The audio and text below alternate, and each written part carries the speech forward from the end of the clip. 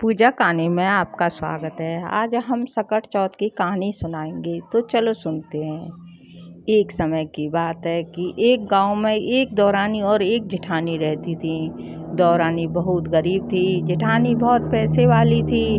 दौरानी अपनी जेठानी के घर में काम किया करती, घर का सारा तो बचा कुचा खाना जेठानी अपनी दौरानी को दे देती और उसका पति उसके खेतों में, अपने बड़े भाई के खेतों में करता था, तो उसका गुजारा चलता था।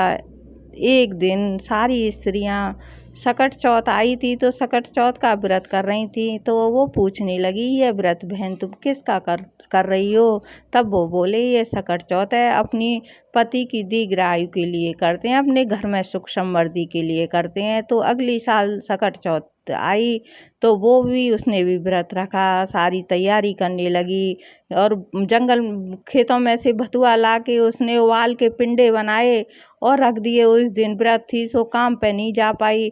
अब उसे उसकी जेठानी ने खाना भी नहीं भिजवाया बेचारी। और अब पति आया खेतों पे से काम करके, भूखा प्यासा था। पति ने खाना मांगा पर घर में खाना बिल्कुल भी नहीं था।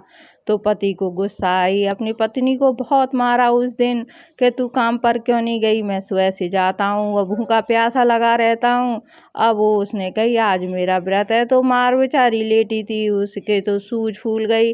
अकट गुसाई आते हैं, कहते हैं किवाड़ खोल, तब कहती है खुल रहे हैं। जब वो कहते हैं हमें तो भूख लगी है, तब कहती है मेरे पास तो कुछ भी नहीं है, भतुआ के पिंडे जरूर रखे हैं जो मैंने अपने व्रत के लिए बना के रखे, तुम्हें वो खाने हैं तो खा लो। सकट गुसाई उनको खा लेते हैं। अब कहते हैं हमें तो प्यास लग रही है। तब वो कहते हैं देखो मटके कहीं लुढ़क रहे होंगे, उनमें थोड़ा बहुत पानी मिल जाए तो पी लो। वो पी लेते हैं। तब कहते हैं हमें तो हिंगास मुतास लगी है, अब कहाँ पे करें?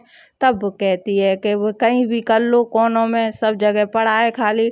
तब वो कर लेते हैं। कहते हैं अब मैं किससे पहुंचूं? तब कहती है मेरी दुखिया लिलार से पहुंच लो। और किससे पहुंचेंगे? तब वो उसके दुखिया लिलार से पहुंच लेते हैं। भैया सकट गुसाई वहां से चले जाते हैं और सुबह उठती है तो देखती है कि माथे पे जो ही का कहते हैं टीका जगमगा रहा होता है, गले में हार और पूरे घर में हीरा मोती जवाहरात। अब तो भैया कहती है ये क्या, अब तो समेटने लगती है। तब वो जिठानी कहती है अपने बच्चों से, देख के आओ चाची तो आज भी काम पे नहीं आई है, इतनी देर हो गई।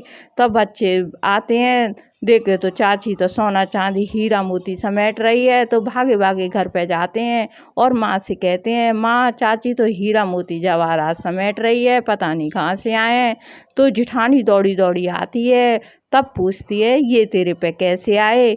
तब वो सारी अपनी सकट चौथ की कहानी के बारे में बताती है, व्रत के बारे में। तो अब घर पे जाके उसने 1 साल का बड़ी मुश्किल से इंतजार किया। जब सकट चौथ आती है, अपने पति से कहती है आज मेरी पिटाई करना। पति कहता है क्यों, मेरे से पिटना चाहती है? कि नहीं आज मेरी पिटाई करना। तो वो एक आध थप्पड़ मार के चला जाता है। तब उसने क्या करा कि मोतीचूर के लड्डू बनाती है, भर भर के डब्बे रख देती है और कोरे कोरे कलश पानियों के भर के रख देती है।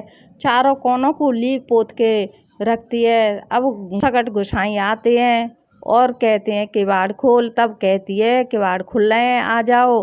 तब वो कहते हैं मुझे तो भूख लगी है। तब कहती है कि मोतीचूर के लड्डू रखे हैं डब्बे भर भर के, जितने खाने हैं उतने खा लो। वो सारे डब्बों के लड्डू खा जाते हैं। अब कहते हैं हमें तो प्यास लगी है कि कोरे कोरे कल शावारे रखे हैं, कितना जितना पिए उतना पी लो। भैया वो सारा पानी पी लेते हैं। कहते हैं हमें तो हिंगास मुतास लगी है, चारों कोने लिपे पुते पड़े हैं और कर लो कहीं भी। तो भैया चारों कोनों में कर लेते हैं वो। तो अब कहते हैं अब हम किससे पहुँचें? कि मेरे सुखिया लिलार से पहुँच लो। भैया उसके सुखिया लिलार से पहुँच लेते हैं। अब सकट गोसाई चले जाते हैं वहाँ से। सब उठती है तो देखे तो भैया उसके तो माथे पे यूं मक्खियाँ भिनभिना रही होती हैं, यूं कोनों में घर में भवर भवर मक्खियाँ, बदबू के मारे टिकानी जाओ। उसका पति देखता है ये क्या हो रहा है।